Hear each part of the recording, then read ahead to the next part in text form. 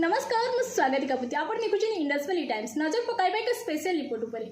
मात्र 4 मास तले भूपृष्ठ में आविर्भाव करथिला कोविड-19 नामक एक अजना रोग जहाँ एवं महामारी साजी विश्वव्यापी 29 लाख लोकों को आक्रांत करने सह 2 लाख रु अधिक संख्यक जीवन नहीं सारे तेज एथपाई दायी किए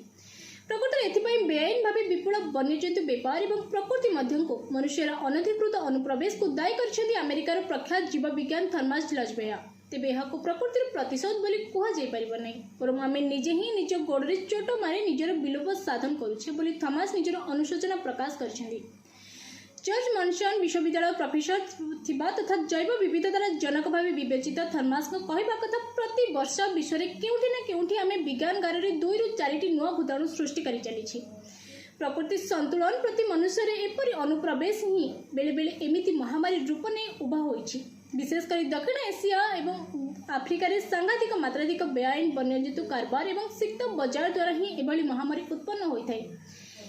एपरी महामारी रोकवाई अमेरिकार वन्यजंतु कारबार संपूर्ण बंद करदेवा उचित। एशिया और आफ्रिकार देखा देथिबा एपरी सिक्त बजार गुड़ी को साधारणतः जीवंत पशु समेत तटका पनीपरिबा फलमूल मत्स्य आदि बिक्री करा जाइथाय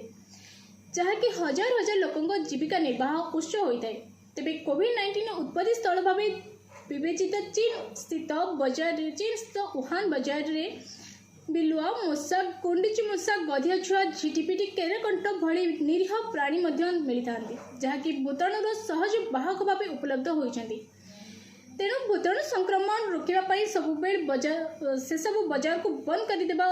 जरूरी अन्यथा भविष्य में आम अजाणती आम कौन अधिक प्रभावशाली महामारी सृष्टि भूताणु जी आम अपेक्षा कर किए कह आशा करुच्ची यह वीडियो आपको पसंद आसो please like share and subscribe करूँ जहाँ आम नुआ नुआ वीडियो आप सामना को नहीं आसीपर। धन्यवाद नमस्कार।